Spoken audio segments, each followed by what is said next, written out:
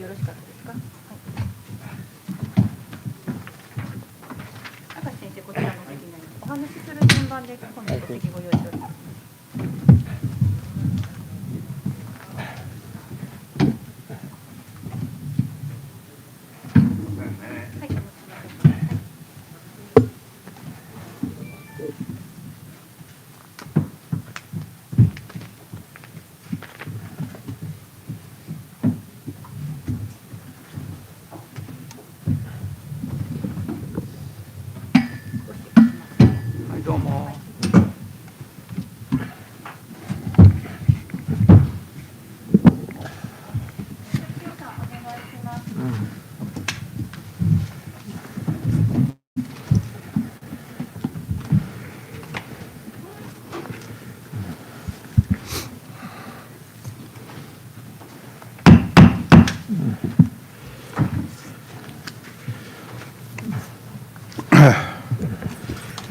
Good afternoon, ladies and gentlemen. Welcome to the Foreign Correspondent Club of Japan.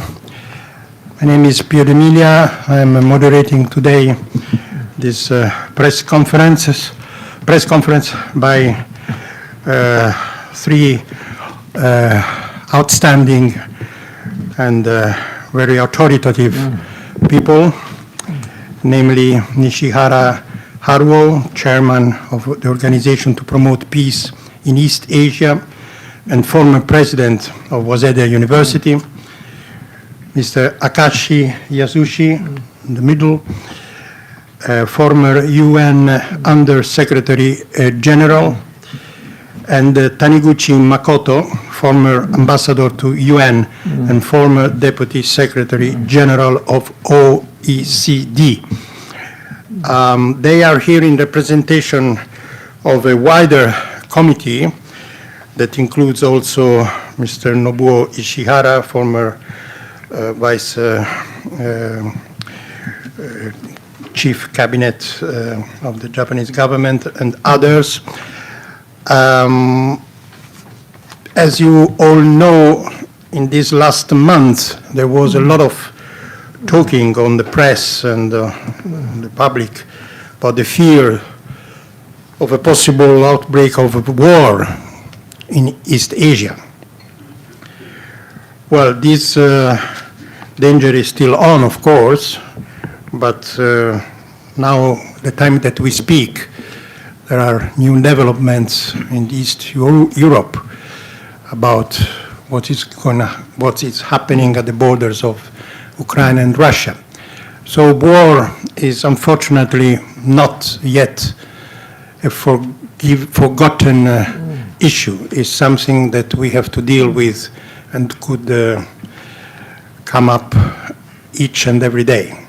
It is very important then that people like the one that I just introduced are coming here and give us their appeal, their assessment of what can be done and what should be done in order to avoid this danger and this possible tragedy. So without any further explanation, everybody knows these people by their history, their authoritativeness. I think that the best thing is to let them speak right away. The order will be Nishihara Haruo, Waseda University, former Waseda University president. So please, you can start. Thank you very much, Mr. Pio D'Emilia, FCCJ moderator. Thank you very much, ladies and gentlemen, for coming to our press conference. 77 years ago, in 1945, Japan lost in World War II in the Pacific. We belong to the last generation still living which directly experienced that war. That war inflicted huge damages to other countries and Japan itself. we deeply feel how disastrous and worthless war was, and we have thought and lived since then, believing that whatever the reason, we must never engage in any war. From our perspectives, we began harboring serious fear that there is emerging once more the danger of war among major powers looking at recent international events. In such a situation, we came to conclude that it is the obligation of the generation who knows what the war is about to voice to the world that war should not be waged. That was in the summer of 2019. We discussed with those of the younger generation who shared a similar belief about war, about how, when, and with what kind of understanding we should express our views. On August 12, 2020, we published details of our project. We decided to have leaders of East Asia countries either collectively or individually declare to make East Asia a region where there is no war. On a unique day and time in which the number 2 repeats 12 times, which is once in the 1,000 years occurrence. February 22, 2022 at 22 o'clock and 22 minutes and 22 seconds. This proposal comes from us, the generation that knows to the war. Since 2020, we began efforts to find key persons who know people working in the governments of East Asia, and through that channel obtain a positive response by respective governments. With luck, and perhaps because our project caught the need of the area, our project started to gain certain momentum.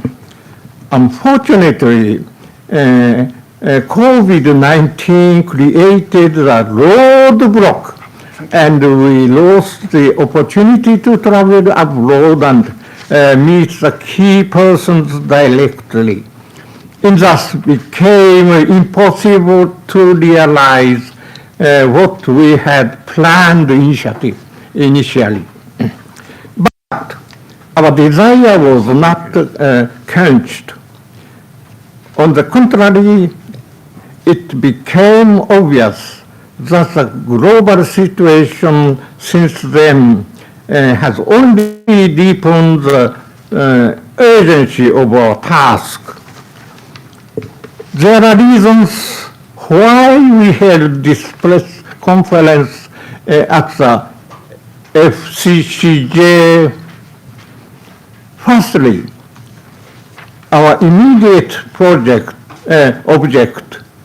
objective is to make East Asia a region without war. While it may appear that we only desire peace in East Asia, in reality, our project transcends East Asia and crisis out to the world. Of course, a collision of views or interests which may cause wars cannot be solved easily. But if one works to find common interests on the higher dimension,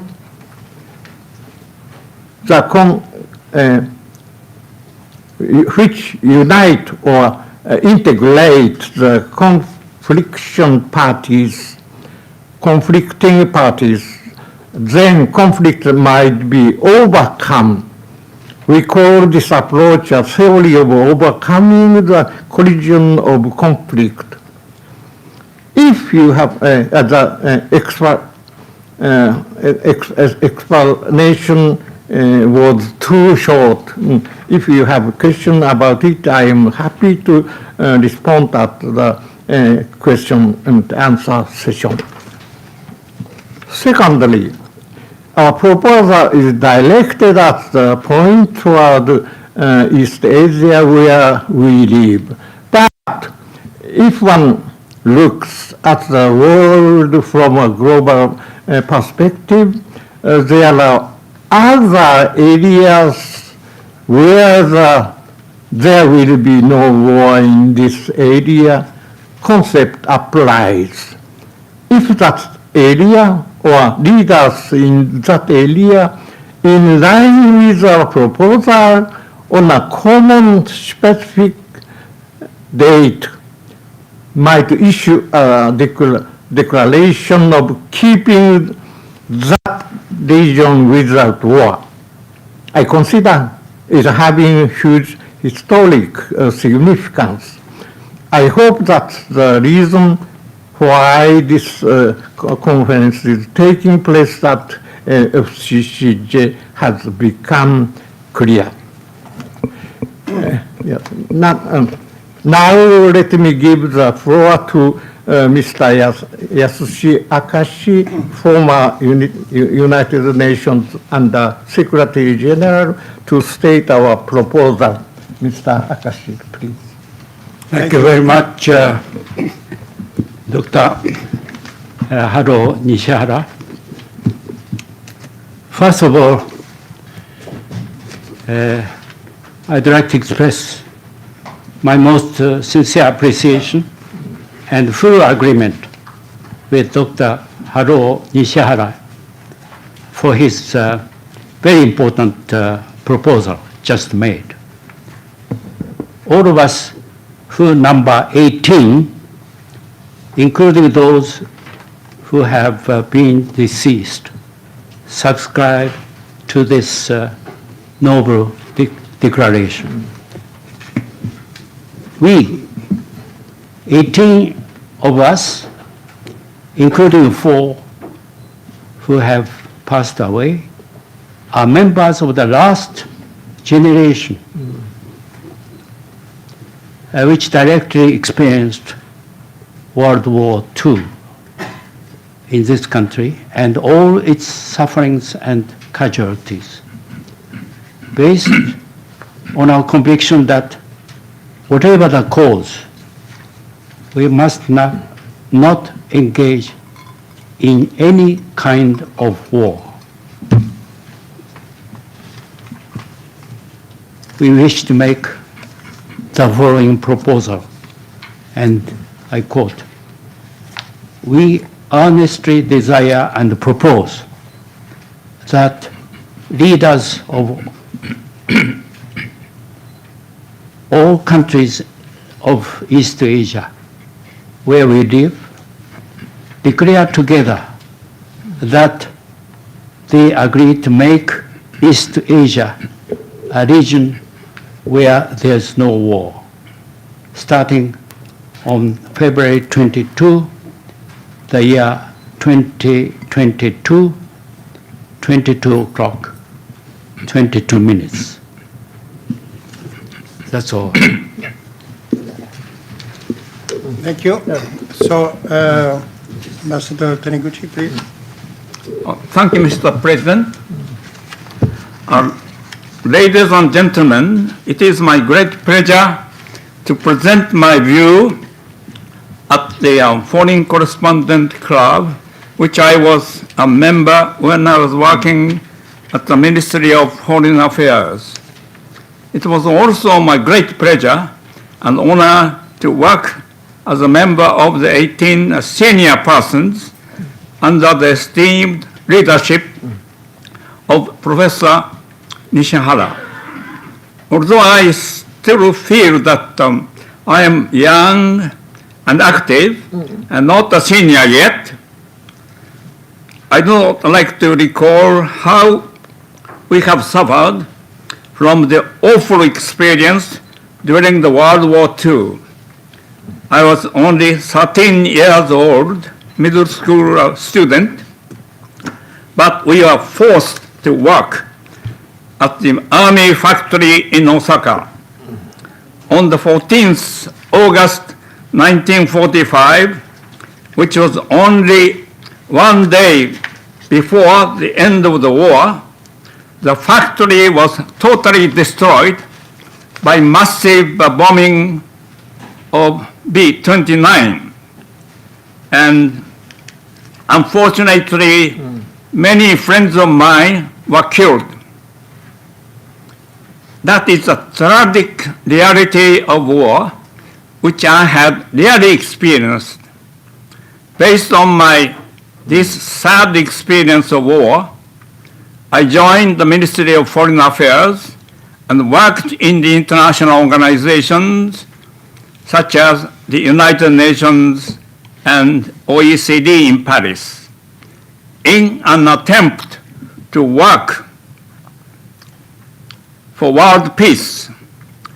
Having worked for these international organizations for almost 40 years, the present world peace and stability is far from satisfactory. Now we see, as we now see, not only in the East Asia, but also in other areas such as the Middle East and Ukraine. We would like to continue our efforts to make the present world better as long as we can continue. Thank you very much for your attention. Thank you, Sensei. Now we have, I think, a short video message from other two members of this association. First, Mr. Ishihara Nobuo, who is a former Deputy Chief Cabinet Secretary. And the second one is by famous alpinist Miura Yuichiro. Go ahead, please.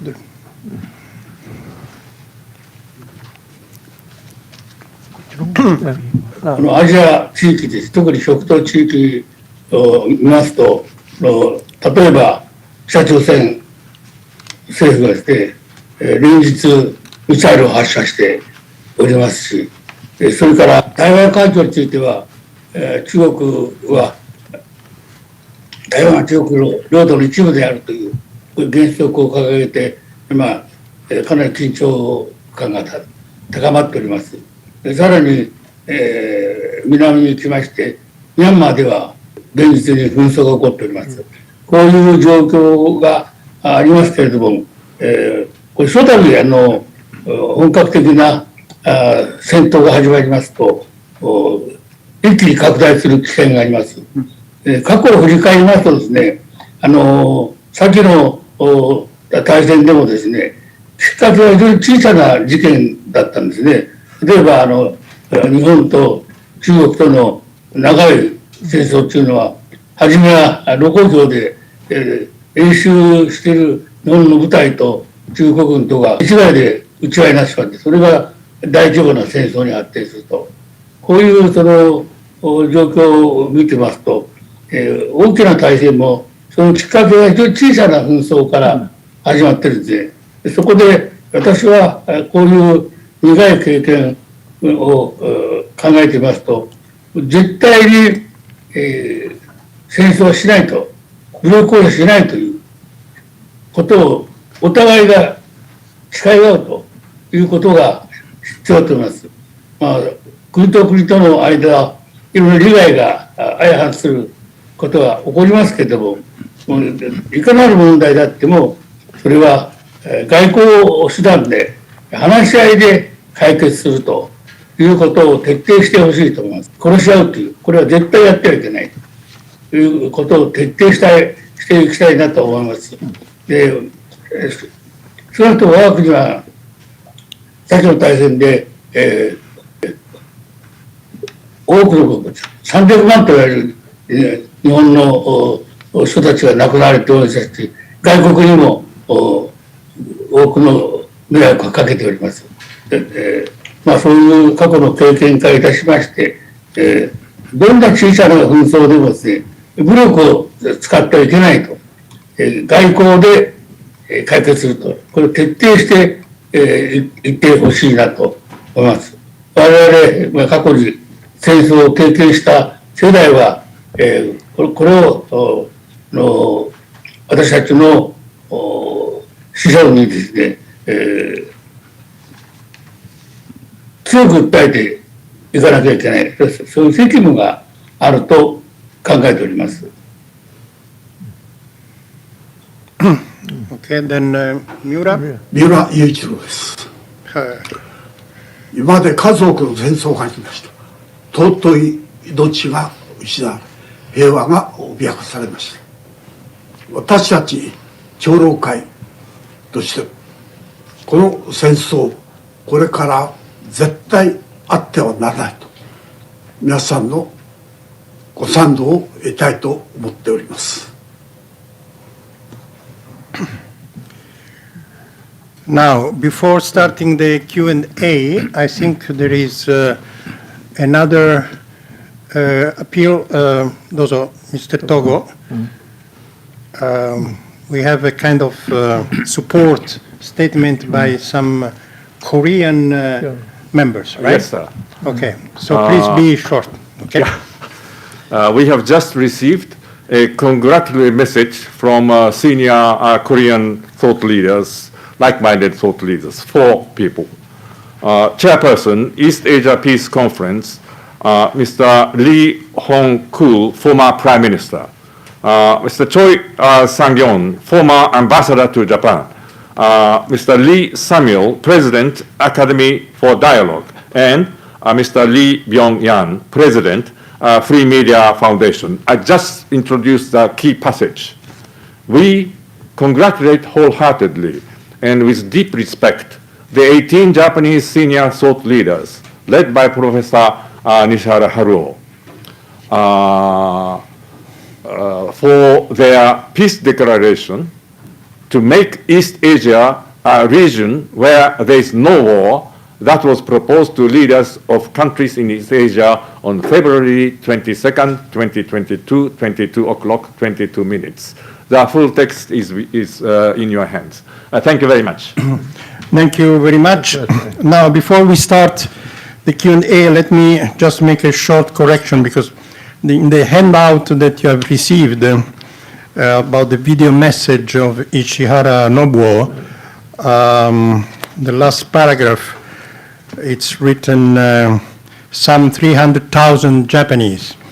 As you may have noticed during the video message, he actually correctly has the number of 3 million Japanese. So please don't disregard what is written in the statement. Okay. So let's start now the Q&A. Please make it really short questions and also short answers, please, because we have many people, and the issue is an issue that we should tackle for probably 2 days without rest. So, okay. Go. Your name and affiliation, please. 天の及川と申します。ちょっと英語ができないのでよくわからない部分もあったんですが、西原先生のご子息の広先生には、大学院とお世話になって、明石康先生には私中学生の時国広正夫先生に連れられて、確か東洋英和女学院で講演された時、講演を拝聴しました。そこで伺います。ちょっと通訳いや、続けて大丈夫です。最後にまとめて通訳します。はい。昨今のウクライナ情勢を見ていると、戦争のもう衝突の近くになっても外交努力をしても、マクロン大統領なんか5時間半モスクワに行って、交渉してもダメだった、他の国もかなり交渉したと。だからその前に信頼関係をいかに築いていくかが重要なんではないかと思うのですが、いかにしてこの東アジアで互いに相互が信頼し合える関係を作っていけるか、お知恵を拝借できればと思います。わかりました。So to translate the question, my name is Oikawa with France 10. I apologize for asking the question in Japanese and had the opportunity to study at the institution which was run by Dr. Nishihara and also to hear a speech which was given by Mr. Akashi when I was a student as well. I would like to ask about the recent situation around Ukraine. We are seeing that there are, of course, many diplomatic efforts underway. However, it is coming very close to an actual conflict arising as well. We have seen, for example, President Macron spending more than 5 hours in negotiations in Moscow, and other countries making diplomatic efforts as well. However, the fact that these have not yet been successful shows, I believe, that efforts need to be made to build trust before it comes to such a situation. So my question is how you believe it would be possible to build such mutual trust and confidence here in East Asia for that purpose. はい、今のご質問に対してこれこのプロジェクトの全部のご意見ではありませんけども、私がこういう考え方を持ってますが、今ご質問になったようなウクライナとロシアの関係を直ちに解決、これは今の政治の問題にあって大変難しい。しかし私ども民間人がやることがあるよ。これはですね、先ほど私のスピーチの中で述べた彫刻の理論、これを発揮するほかはない。つまり、まず第一に世界の歴史現代史をずっと見ますと、だんだんとインテグレーションが進んでくると。ドイツはかつて小さい国に分かれてたけれども、それが1871年にドイツに統一された。統一されたと強くなるから、今度はフランスと対抗した。そうすると、そこで戦争が起こった。いうことがあったわけですけど、ところが戦後になると EU というのができて、ドイツとフランスはもう戦争できない、しないというところまで来ちゃった。それと同じ歴史の流れがやがてやってくるんです。特に20年後に AI が非常に発達をして人間の能力を超える頃になると。そしてまた経済が発達すると、ヨーロッパとロシアもどんどんインテグレートせざるを得ない歴史の流れがあると。その歴史の予測を前通りする。これは政府ではなかなかできないけど、民間の学者が、マスコミがそれを進める。これは少し無縁であるけれども、必ず必要な有効な手段だ。これがまず第一ですね。So I will not be speaking on behalf of all of the elders who are part of this project, but will state my personal thoughts on this issue. When we look at Ukraine and Russia, of course, this is an exceedingly difficult issue, but a political issue that is being faced at the moment. And what I believe here is important is looking at the role of private citizens, the role of, in this sense as well, not only governments there. As I mentioned in my speech, to go beyond this collision of conflict, the theory of overcoming the collision of conflict, we need to look also at modern history, what has happened in recent years as well. And we can see there's this progress towards more integration in different regions of the world as well. We go back in history, for example, to before the state of Germany was formed. It was many smaller countries which then in the 1800s came together as the state of Germany. However, this of course led to conflicts as it became a strong country with France, and then of course we know what happened from there in history with the history of war from there as well.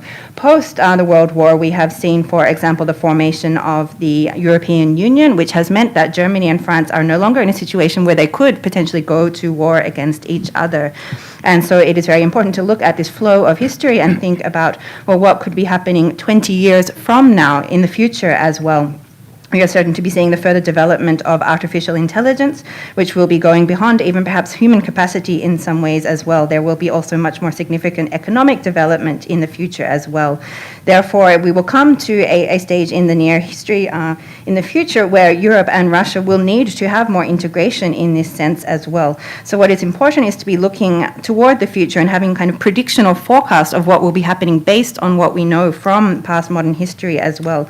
This is something which is very difficult for governments to do, but this is where scholars, private academics and so on can play a role to learn from history and predict what will be coming in the future, and then the media to also disseminate this. This is one useful tool to be suggested.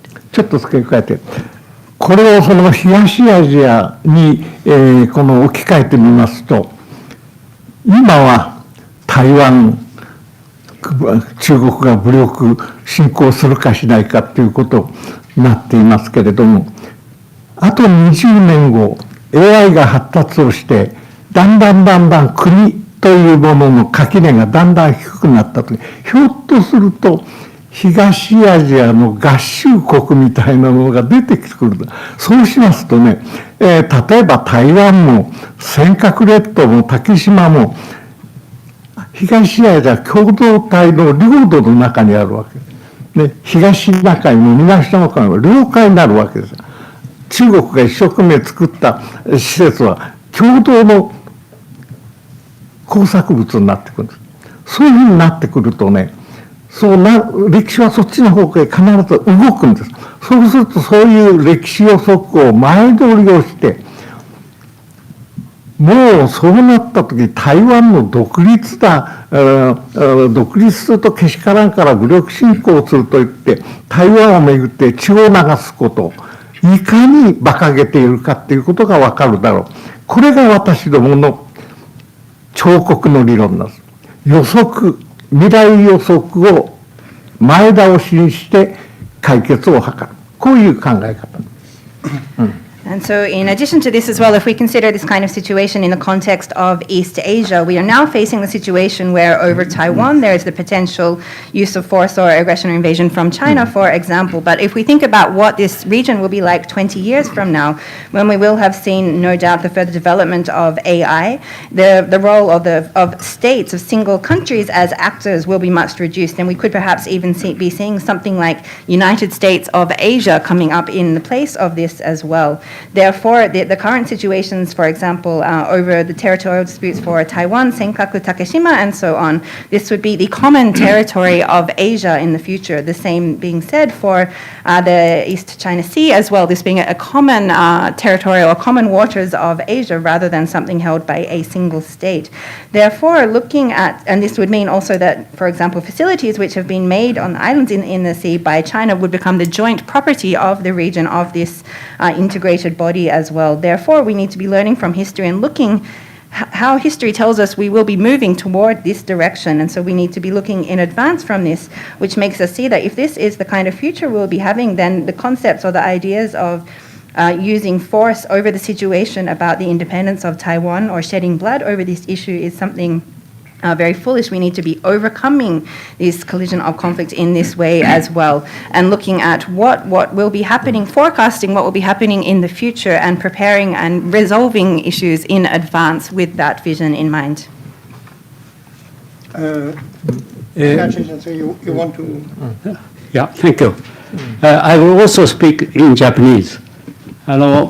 今ご質問の中にもすでに答えが含まれていると思います。ということは、お互いにですね、できるだけ若い時に、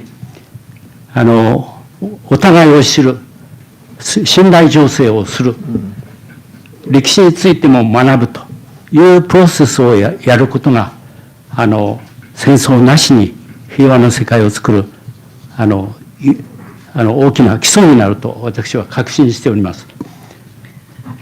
尖閣諸島も竹島も人一人住んでない孤島に過ぎません。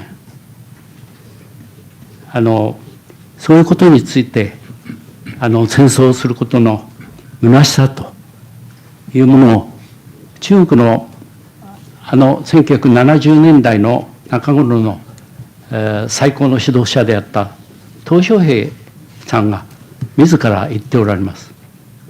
で、こういったような難しい問題は次世代のもっとおそらく賢い人たちが解決するであろうから、我々としてはその人たちに任せてこういう問題を今の時代においては棚上げするのが一番賢いのではないかということ、この言葉には無限のやっぱり知恵が含まれていると私は思います。それだけです。I believe that the answer to this question was actually even included within the question itself. That is to look at how to build as much mutual understanding as possible. And the way to do that is as young as possible to have opportunities to learn about each other, to build confidence, and also to learn about history as well. This kind of process is the way to indeed achieve a world without war and which is peaceful. And this is the foundation to do so. When we come to issues, for example, such as the Senkaku Islands or Takeshima as well, this is where we can really see the true, the meanings of war over this as well. And I am reminded of the words by the leader of China in the mid-1970s, Deng Xiaoping, saying that such difficult issues, there will likely be people in future generations who are smarter, are wiser, who can come up with resolutions for these kinds of issues. Therefore, there is a way to leave these issues indeed for the next generation to be able to find a way to resolve these as well. And I think that there is wisdom included in this and looking at the wisdom of future generations. Ambassador Taniguchi, you want to say something? Thank you, Mr. Chairman. As I have said, I worked in the international organizations for almost 40 years, but yet I feel that the present United Nations and other international organizations are not strong enough.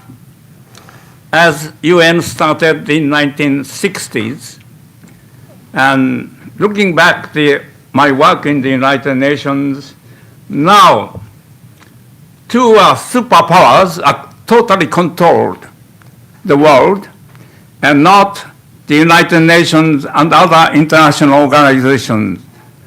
And what I have said, how to strengthen the international organizations, young students who are working in Japan, they have no idea how war was so awful. And some of my students in the university said, the recent neighbor country in East Asia is becoming stronger and stronger. So we have to fight against them. And I said, do you know that if we began war, we will be killed? But you are not afraid of being killed? They said, I don't like to be killed. Then I said, not to speak like this. But young students, they don't understand, history. So we have to teach them how war was so awful. And this is our aim, that we have to continue. Thank you. Okay, I have just a short follow-up to Mr. Shimura's statement at the first part of the question. You mentioned the role that Minkan, private scholars, academics, scholars, and the media can play in order to keep the peace. What about those intellectuals, scholars, and media that are actually playing the warmongers' role? Because as far as a media representative, I must admit that even recently there are much more, instances of warmongering than peace-loving, even among us and among the intellectuals. So do you fear such a problem in nowadays society about scholars and media. ちょっと通訳して。じゃあ通訳いたします。ちょっと大きい声で。はい、先ほどのスピーチの中で民間またはメディアの役割についてお話があったんですけれども、残念ながらメディアそして学者の中でその平和を作ることに貢献しているよりもその紛争戦争などを悪化している、煽るような行動をとっている学者やメディアなどが残念ながら最近は多いというふうに見ています。そのような問題をどのように感じていらっしゃるでしょうか。私はそのメディアの方々に確かにその現実を報道するというのがメディアの重要な任務であるということはよく知っているんです。しかし私はメディアの方に少なくとも戦争を起こさないようにする方向での報道というのをお願いしたい。それはですね、私はこう考えているんです。戦争をするというのは国なんですよ。戦争をするのは国なんだ。被害を受けるのはピープルなんですよ。ピープルなんですよ。メディアはピープルの代表ですよ。いいです。国が戦争をしないように理論があるだろう。その理論を大いに報道をしてほしい。これが一つのマスコミの大きな役割ではないか。その一つとして私は先ほど申した彫刻の理論いうのを打ち立てているわけ。そういうふうにお考えをいただきたいと。So yes, indeed, I of course do understand that one of the important roles of the media is to report upon the reality about what is happening. But at the least, I would like to urge the media to play the kind of role of reporting in a way that can work in the direction of preventing war, preventing conflict as well. In my thinking, of course, it is countries, it is states that wage war. However, the victims of this are always the people. And the media is the representatives of the people. Therefore, I would hope that the media can be reporting on ways that theories and which can work toward preventing states from going to war as well. And I think this can be a significant role of the media as well, to break through these kind of existing theories and overcome this collision of conflict. Thank you. So let's continue with the questions. Do we have a working press here asking questions? Working press. 会場の方でワーキングプレスからのご質問ありましたら日本語でもお受けしますが、なければオンラインの方に移ります。Okay, then I'll go to the online questions because we have some colleagues that are asking questions. First one is from Nikkei Asia, Andy Sharp.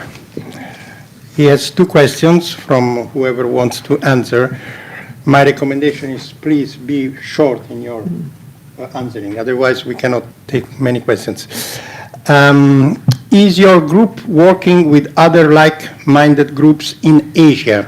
Can you give some details, please? We heard about the Koreans. Can you tell us if you have other connections, other membership in other countries? And the second question is, do you think East Asia is currently embroiled in an arms race? If so, what do you think can be done to prevent an acceleration of military spending in the region? では次、オンラインの方の質問に行きますが、まず日経アジアのアンディ・シャープからの質問が2つほどあります。質問が2つほどあります。今から通訳いたします。まず1つ目は、アジアで他に同じような趣旨などを持っているグループと協力などをしていることはありますでしょうか。先ほど韓国の例が紹介されたんですけれども、他にアジアとのつながり、アジアで個人または団体と協力をしていることがあるかどうかということがまず1つ目の質問です。そして2つ目の方が、現在東アジアという地域は軍事競争の中にあるというふうに思われますでしょうか。もしそうであれば、東アジアでの軍事費の増加などを防ぐためには何ができるのか。東アジアの軍事競争と軍事費の問題についてが、軍事競争。軍事競争と軍事費の削減ということについてが2つ目です。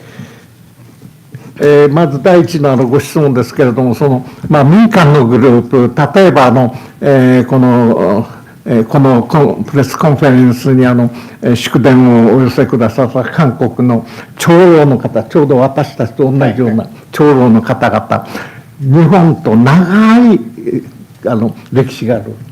で、国と国との間では対立があるけれども、私どもは大変同じ考え方を持ってやっていると。で、このようなグループはなかなか他の国にはありませんけれども、他の国には国なりにいろいろな人脈を持っています。そして例えば中国の場合も、中国も国としては大変厳しい立場を立ってますけれども、その人との中にも話をできるルートができています。そういうふうにお考えで、これがどこまで効果を発揮するかはご覧ください。So first of all, the first question in regards to groups of private individuals and so on, such as the Korean figures who were introduced just previously, there are various different people who we are working with, particularly in Korea, who are sharing both the same generation, as elders of the same generation. There is, of course, a long history between Japan and Korea, and while there is conflict and tensions existing from a country-to-country basis, there are many very like-minded individuals who we are working with in Korea and who are in some groups like this as well. In other countries throughout Asia, while they are not necessarily formed in a group in the same manner, we do have many connections or contacts who we are in touch with as well. If we take the example of China, while on the state level it is rather difficult, we do have various routes for contacts and dialogue and so on in China who we are in discussion with. As to how effective this kind of cooperation will be, this is something which will be seen in the future. Mr. Akashi, どうぞ。Thank you. 日本と中国の間には西原先生が今おっしゃった民間の交流というのも非常に積極的に系統的にやっておるのが現実であるということを指摘したいと思います。私は東京北京フォーラムというのに属しておりますけれども、もう過去18年にわたってですね、毎年ですね、例えば今年東京で会議をやるとすると、翌年は必ず北京でやると、その翌年はまた東京に戻ってくるというのを繰り返しております。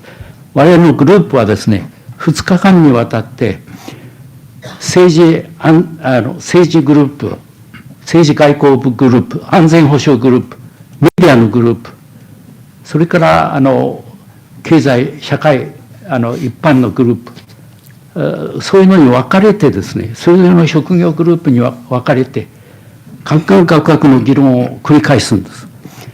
非常に激しい争いもあるんですけども、それが終わると一緒に食事をしたりお酒を飲んだりしてお互いに肩を叩き笑い合うと、ジョークを交わすということもやってきています。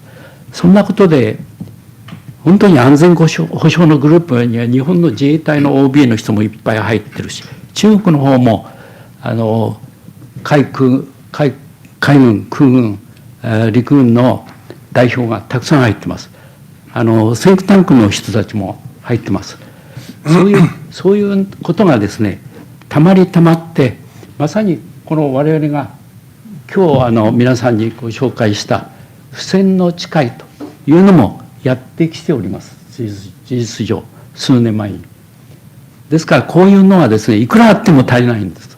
もっともっとあるべきだと思うし、特にですね、青年の間の交流というのはますます重要になってきていると思うし、私は昨年の10月行われた会議においてはメディアのグループに入ってやったんですけども、非常に心が温まるような日中の間の意見の交換があったということをご紹介申し上げたいと思います。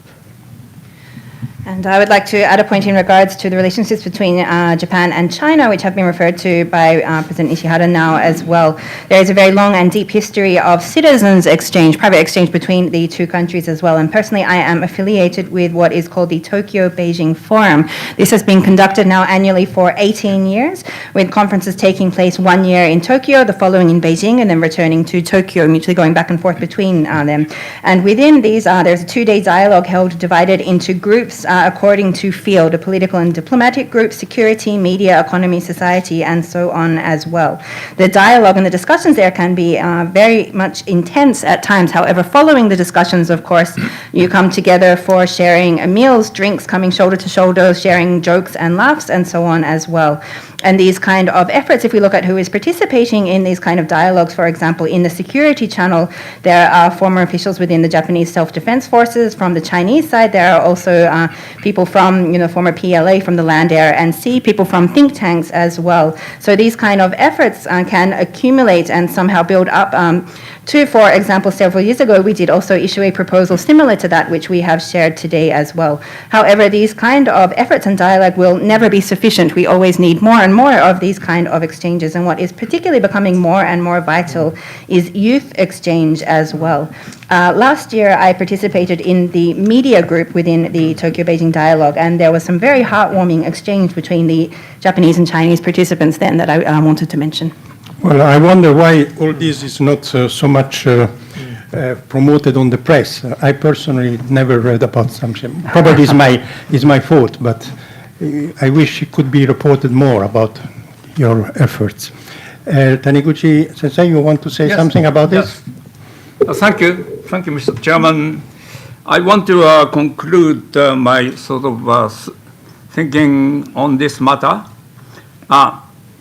I am a strong proposer of the establishment of so-called East Asian community, which I have learned from my service in OECD. In France, in Europe, the EU is combining, working together economically and politically, and learned from that EU's experience. When I came back from Paris to Japan, in 1984, I proposed the establishment of so-called East Asian community. But still, the accomplishment of that idea is far from the reality, and we have to go step by step to accomplish that our aim through the economic cooperation. Economic cooperation is possible among Asian countries, in particular between the 3 major economies in the East Asia: Japan, China, and Korea. But the most important thing is to establish the trust which we need to establish the final aim of East Asian community. We have to share the common value, but the Asian value is there. But still, Asian value, some of them said there is no Asian value. There is a universal value of the United Nations. But I think that Asia, based on our experience, Asian value is possible to establish. If we can succeed through understanding our history, our sort of common problems, I am sure that in the next future, we can establish East Asian, community. That is my dream. Thank you. Yeah, it is, I think, the dream of all Asian people. As an European, I can tell you that we were grown up, my generation, with this hope for Europe. After you mentioned, the wars between Germany and France for so many years. And now we are really convinced that these have been achieved. So, 頑張ってください。Japan can play a very important role because East Asia is still a little bit 遅れてる。Okay, I have another question from the online from another colleague, Anthony Rowley, who is a former president of this club. Now he works for South China Morning Post. The question is, but please, this time really short answer because we are running out of time and I want to stay here another hour if you want because the argument is very important. Does East Asia have a statesman who can match, for example, President Macron diplomacy on Ukraine? And would such a person be able to take an initiative independently from the United States? わかりますか？通訳いらないね。大丈夫？ Okay, so first, Takashi sensei から。If you can answer in English, it would be easier for us. Could you summarize your question, please? The question is, does East Asia have a statesman right now who is able to match President Marcos' diplomacy? You all know that Monsieur Macron spoke 5 hours with Putin. Your Prime Minister, 35 minutes. Yeah. By the way, if you compare hours we devote to the question of war and peace, I think I worked for the United Nations like Mr. Taniguchi, my colleague to my left. We work, for instance, for 12 or 13 or 14 hours in order to resolve actual conflicts or wars. I was special representative of the UN Secretary General in the former Yugoslavia. And in February 1992, there was a crisis over Sarajevo between Muslim government and Serbs who were fighting them. And with the help of a NATO colleague, for instance, Admiral Boda from the United States, he was the commander-in-chief of NATO Southern Command, and I had the UN key on the UN side, and we worked together. And I was amazed how this military man, like Admiral Boda, was so careful not to hurt or wound the innocent civilians in the course of our work. And we were able to finally find ceasefire and withdrawal of troops on both sides. And it was many hours of difficult negotiations. But one thing I found was if you have the fewer people rather than many people involved in discussions, it will be much easier to find solution. That's why, Akashi Sensei, the question is, does East Asia right now have somebody that could play that role? And if yes, who? I think there are many. Let's mention a couple. I will not mention. I know the distinguished, experienced Koreans who have worked with the United Nations, with Japan, and in China. There are many. No, but hundreds. You're talking about UN officials and scholars or whatever. The question was about politicians. Yeah. Who could be?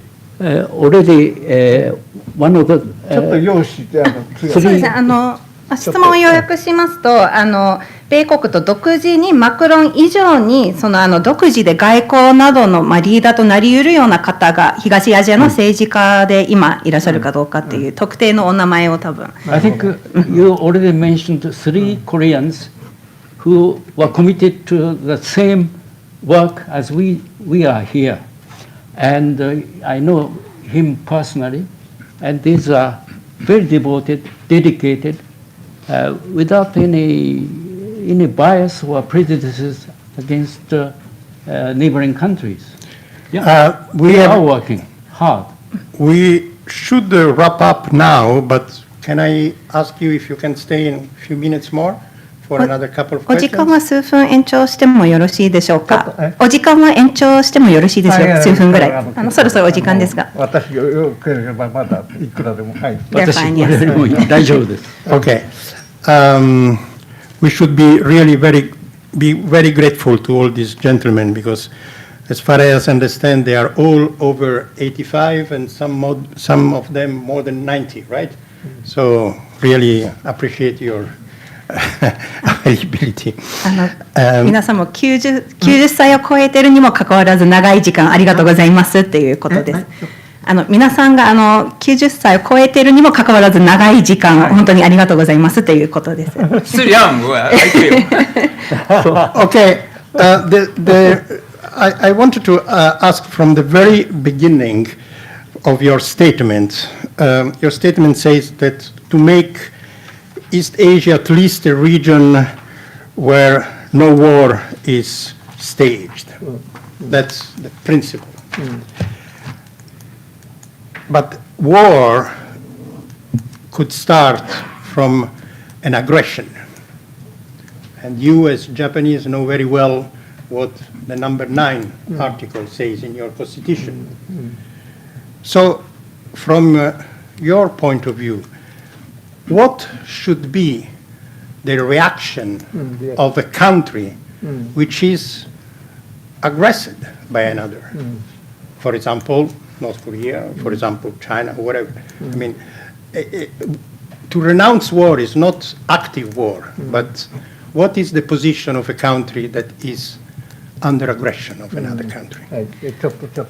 じゃあ追加いたします。ご提言の中ではその戦争いかなる理由であろうとも絶対してはならないということがあったんですけれども、日本国憲法にある第9条のようなものも存在はしているんですが、例えばどこかが攻めてきた場合にどういうふうにその国は対応すべきなのかということで、例えば北朝鮮や中国などのような国が攻めてきた場合に、戦争を放棄するということは理念としては素晴らしいものなんですけれども、実際に攻撃を受けた国があった場合にどういうふうに対応すべきなのかというご質問です。これは私は法律家ですけども、やはり攻めてきたら守るしかない、こう思うんですね。ただ私が思うことがあるんです。今のその、安全保障の理念というのは、敵が攻めてきたからどう守るかというのが安全保障の理念とされている。それはね、必要なんです。ところが実は敵が攻めてきたからどうするかっていう考え方は敵を作る考え方なの。対立の論理なんです。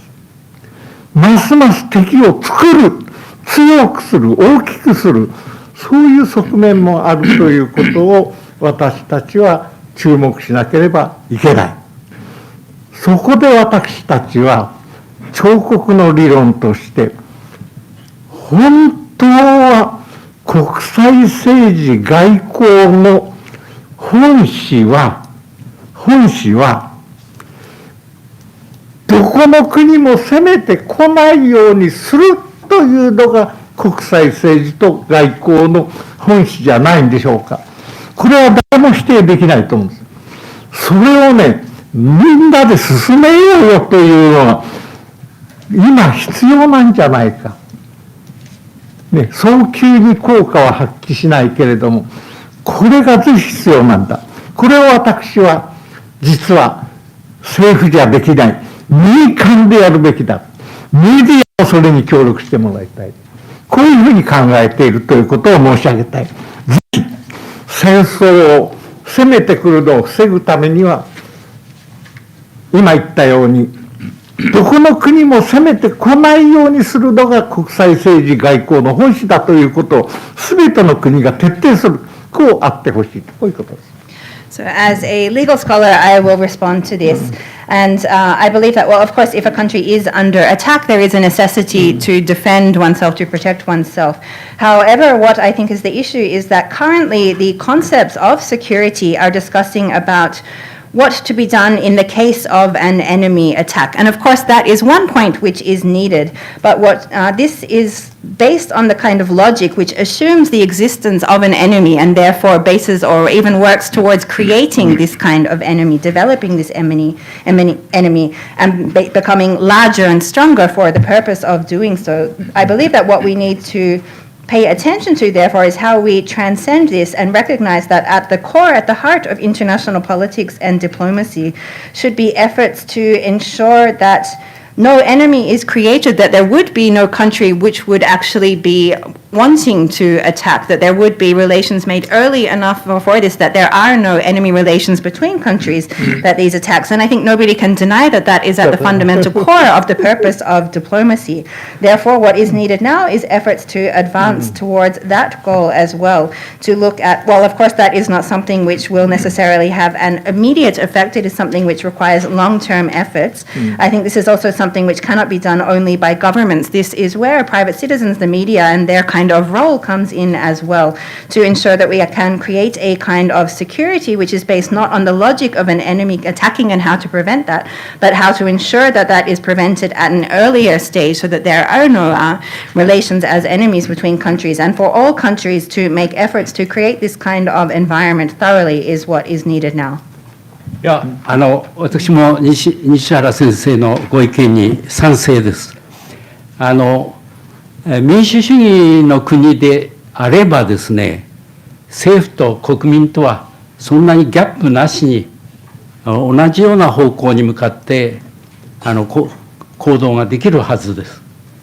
そうでない国の場合はちょっと難しいんですけども、ですから我々はいろいろそれぞれの国に忠誠を誓ってるわけですけども、やはり自分の国だけを見てるのではなくて他の国のことも見ると、そうすると公平な見方が育っていくんですね。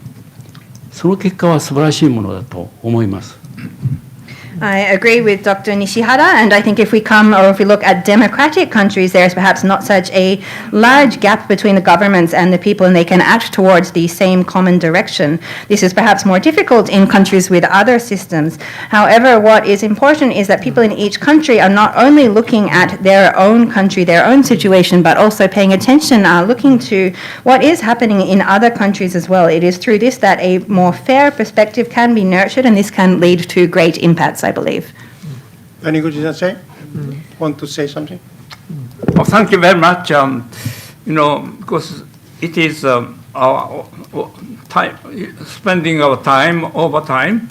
In that case, I will be very short. But my last question is, now human beings are suffering from the virus, so-called COVID.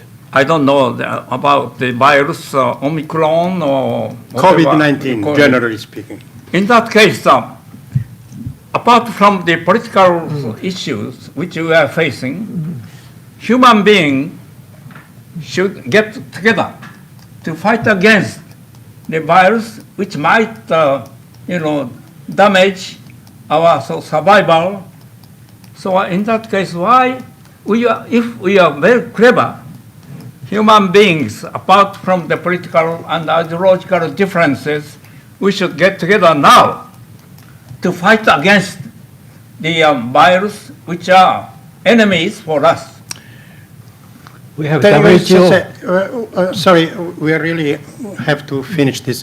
But my last comment, and to you, especially to you two that have been working closely with UN, you mentioned the virus. So let's call war a virus.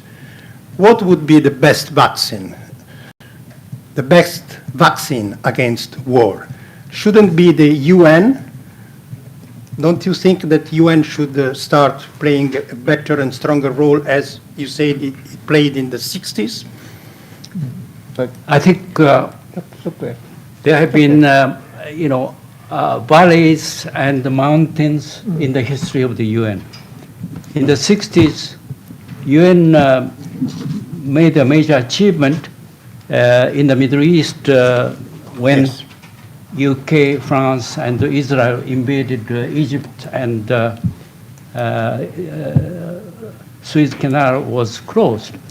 And UN Secretary General Dag Hammarskjöld, working together with Prime Minister of Canada, created the UN Emergency Force, which was intervened between the contending armies, and thanks to the creation of this UN Emergency Force by two distinguished statesmen who won Nobel Prize for their work,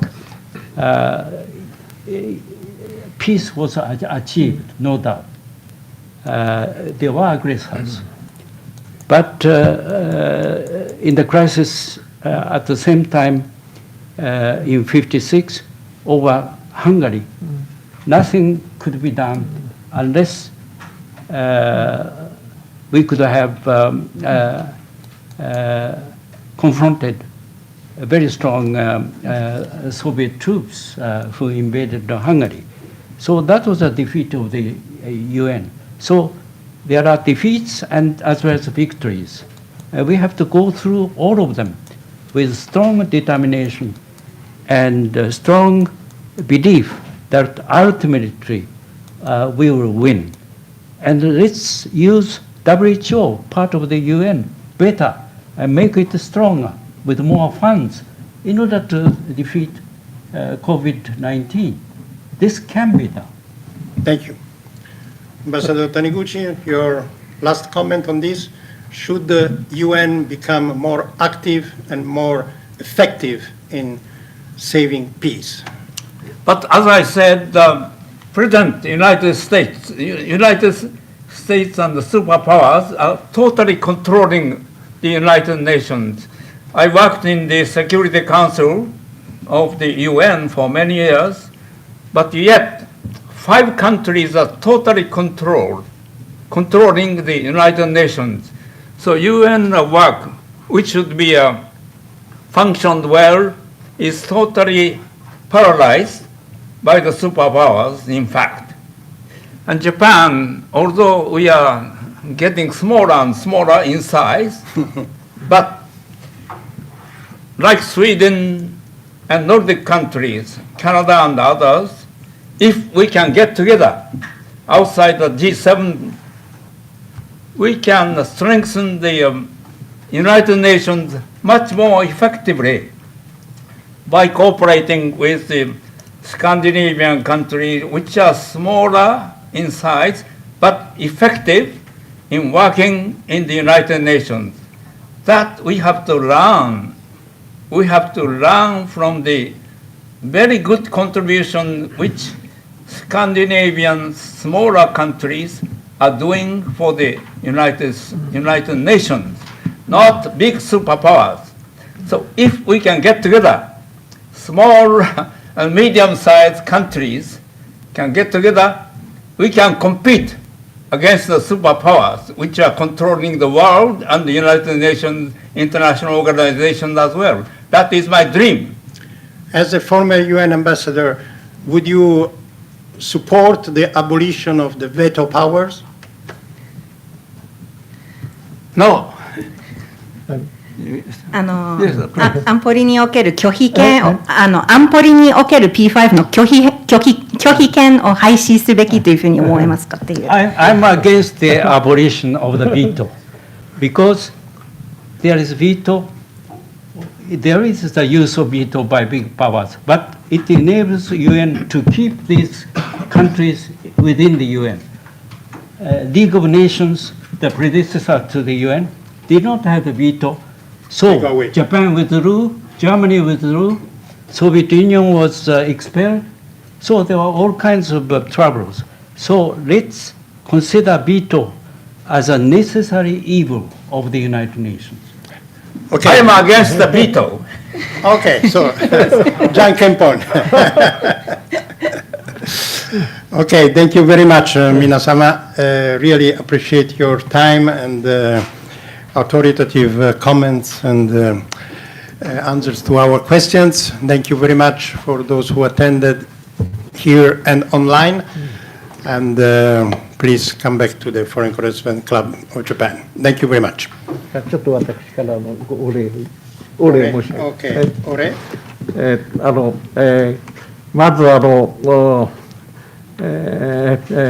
ピオで皆さん、はい、これから感謝を申し上げ、この記者会見をその開催をすること、そして、大変努力をしてくださいました。また今日のプレスコンファレンスには司会をしてくださり、そして特に質疑応答大変難しいの大変うまくさばいてくださったことに対してまず心からお礼申し上げます。